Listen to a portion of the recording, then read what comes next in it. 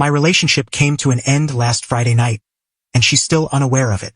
Before heading to a concert with her friends, I overheard my girlfriend chuckle and say, "I shaved every inch of myself, just in case." Her friends burst into laughter. I stayed silent. The next morning, while she was still groggy from the night before, she found her belongings neatly packed by the front door. I didn't raise my voice. I didn't shed a tear. I didn't demand answers. That single sentence she uttered was all I needed to hear. Her words haunted me all night while she was out. Just in case. It was a light-hearted confession that she was open to seizing any opportunity with someone else if it arose. To her and her friends, it was a playful quip. But to me, it was a stark revelation of her disregard for me and our 2-year relationship. Her name is Emily. We shared my apartment. I say my apartment because my name is the only one on the lease, a detail that would soon prove significant. She was getting ready in the bedroom with her friends, Sarah and Rachel, while I was in the living room, supposedly watching TV. The door was slightly open, and their voices drifted out. They were buzzing with excitement, chatting about the band, their outfits, and how much they planned to drink. Then came Emily's remark, bold and unapologetic. Rachel howled with laughter. Sarah's chuckle seemed more reserved. I noticed, but she laughed too. My stomach dropped. I didn't move. I sat frozen on the couch, staring at the muted TV, her words looping in my mind. It wasn't just the implication of infidelity. It was the deliberate, carefree way she said it. The fact that she shared it with her friends, turning my potential betrayal into a lighthearted joke for their night out. When they emerged from the bedroom, Emily was radiant. She'd spent hours perfecting her hair and makeup. She wore a dress I'd never seen before. She leaned over and gave me a quick, obligatory kiss. "We're heading out," she said, her tone cheerful. "Don't wait up. It's gonna be a late night." "All right," I replied, my voice steady. "Have a good time. Stay safe." She didn't sense anything was off. She didn't catch the look in my eyes. She only saw the agreeable boyfriend she was leaving behind as she kept her options open. They left, and the apartment fell silent. For about 10 minutes I just sat there. I didn't feel anger. I felt a sudden clarity. It was as if a switch had been flipped. All the subtle warning signs from the past 2 years suddenly formed a clear pattern. The way she'd tilt her phone away from me. The late-night work events that stretched until 2 a.m. The way she'd speak a little too warmly about her exes. It all clicked. So I got to work. I started in the bedroom closet. I pulled out 3 duffel bags and a few empty boxes from the shelf. I went through her side of the closet, carefully removing each piece of clothing, folding it and packing it away. Her shoes went into a box. In the bathroom, I gathered all her cosmetics, her countless creams and serums, into another box. I was meticulous, ensuring nothing was damaged. This wasn't about rage or destruction. It was a calm, systematic removal. An eviction. I packed everything. Her novels, her tablet, the small keepsakes on her bedside table. By 3 a.m., every item of hers in my apartment was neatly packed and stacked by the front door. I placed her keys on top of the main box. I took a photo of the pile, time-stamped at 3:17 a.m. Then I went to sleep in the guest room. I couldn't bring myself to sleep in our bed. She stumbled in around 4 a.m., loud and intoxicated. I heard her trip over a box and swear. Then there was a long, heavy silence. "James?" she called out. Her voice was suddenly small, sobered. I didn't respond. I heard her move through the apartment. She checked the bedroom.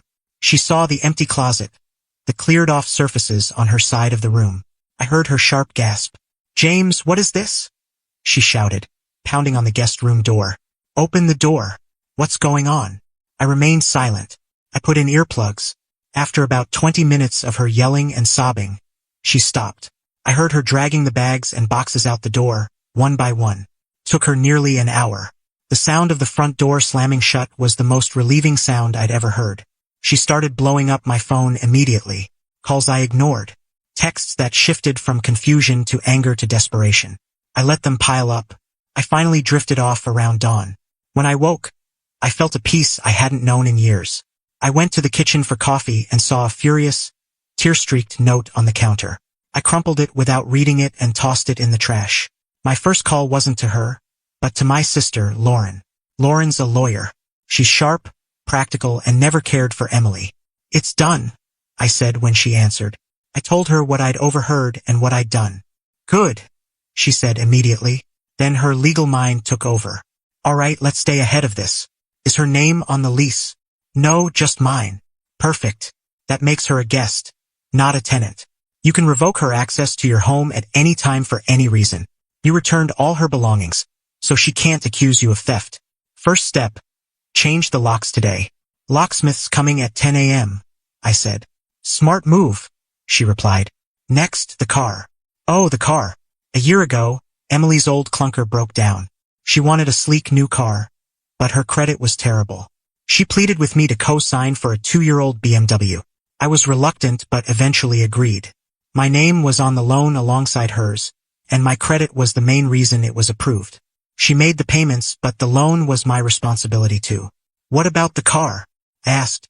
As a co-signer, you have rights, Lauren explained. You're equally liable for the debt, which means you also have a claim to the asset if the primary borrower defaults or breaches the loan terms. Find the loan agreement. Read me the section on delinquency and repossession. I dug out the loan documents from my files. I found the clause. It stated that if a payment was over 30 days late, the lender could repossess the vehicle without notice.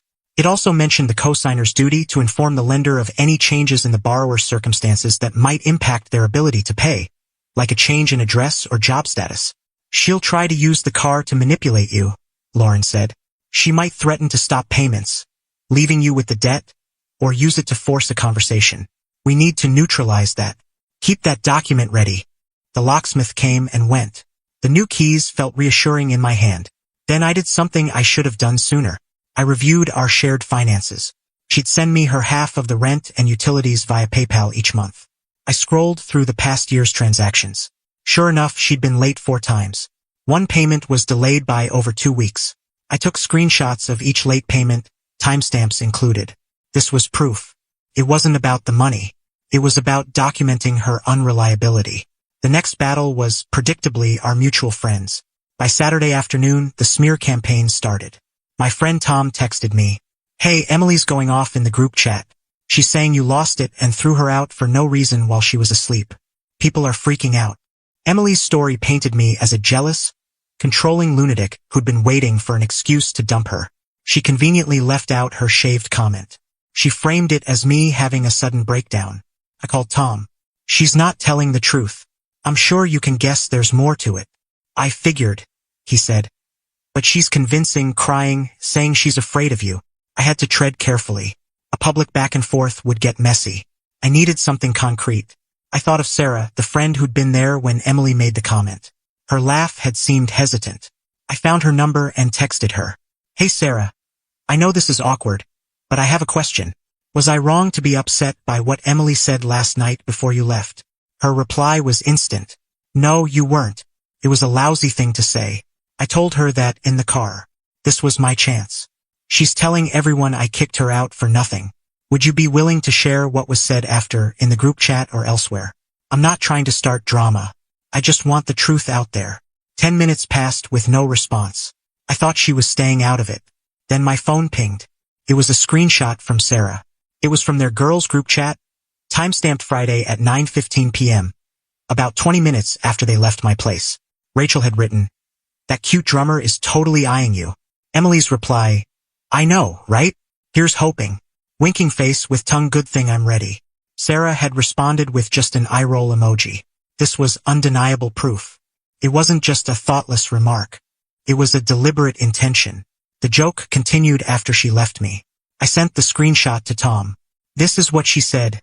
I texted, "Feel free to share it in the group chat.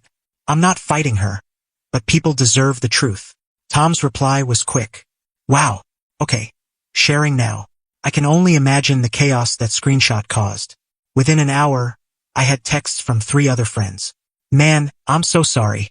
We should have known better. Emily's out of line." Her support crumbled. The narrative she'd spun was shattered by one piece of evidence from a friend with integrity. Emily went berserk.